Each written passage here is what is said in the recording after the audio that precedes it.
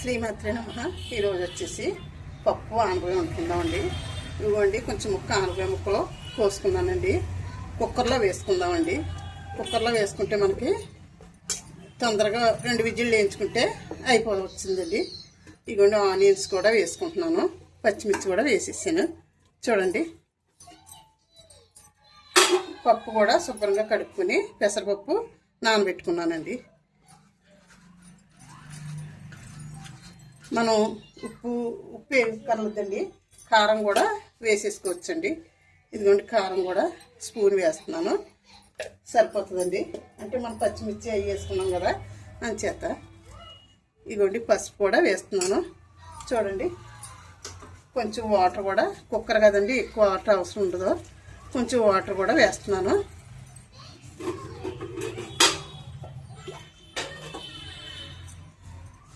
పది నిమిషాల్లో పప్పు రెడీ అయిపోద్దండి. వాటర్ కూడా వేసాను. ఇదిగోని మూత పెట్టేస్తున్నాను.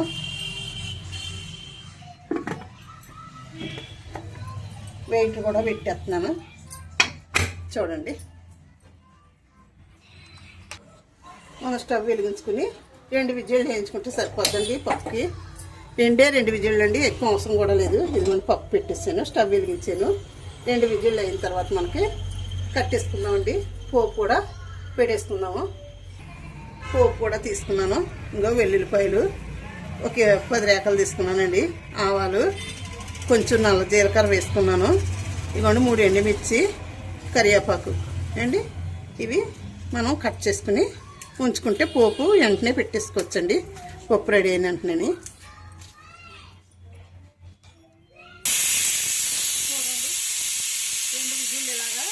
మనం వేయించుకుంటే సరిపోతుందండి.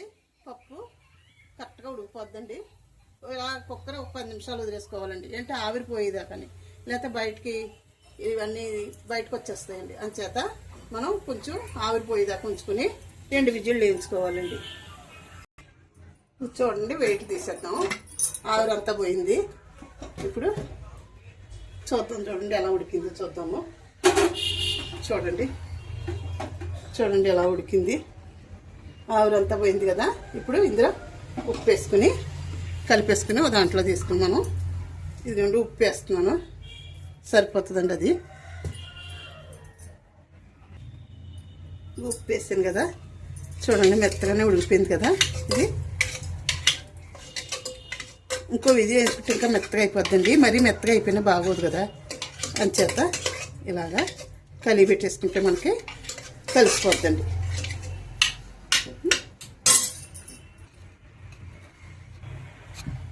ఇదిగో చూడండి, పోపు వేసుకోవడానికి గిన్నె పెట్టుకున్నాను. కొంచెం ఆయిల్ వేసుకుందాము.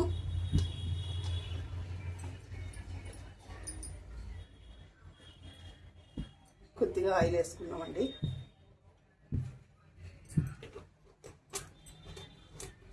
ఆయిల్ కాగిన తర్వాత మనం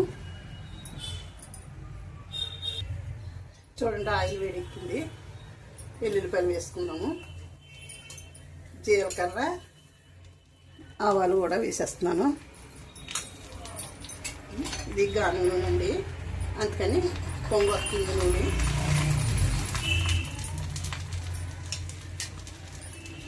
ఎండుమిర్చి కూడా వేసుకున్నాము. కొంచెం కరివేపాకు కూడా వేసేసుకుందాము. ఇవి వేగుతున్నాయి కదా, దోరగా వేగాలండి. మరీ ఎక్కువ వేగిపోకూడదు, నల్లగా వేగిపోతే చేదు వస్తుంది పోపు.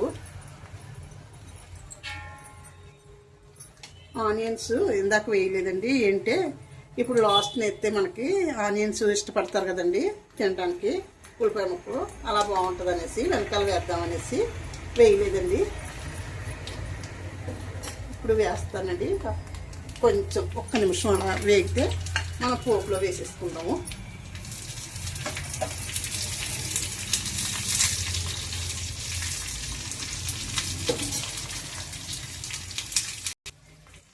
పోపు వేగిపోయిందండి.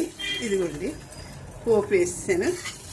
ఏంటంటే మనం పోపు వేసుకున్న వెంటనే 1 నిమిషం మూత పెట్టుకోవాలండి. ఏంటి ఈ పోపు స్మెల్ బయటకు పోకుండా ఉంటుంది. మూత పెట్టేస్తున్నానండి. వీడియో ముగిస్తున్నాను. చూడండి, పప్పు ఆనపకాయ చాలా టేస్టీగా ఉంటుందండి, చాలా బాగుంటుంది కూడా. చూడండి. సరే అండి, ఉంటానండి.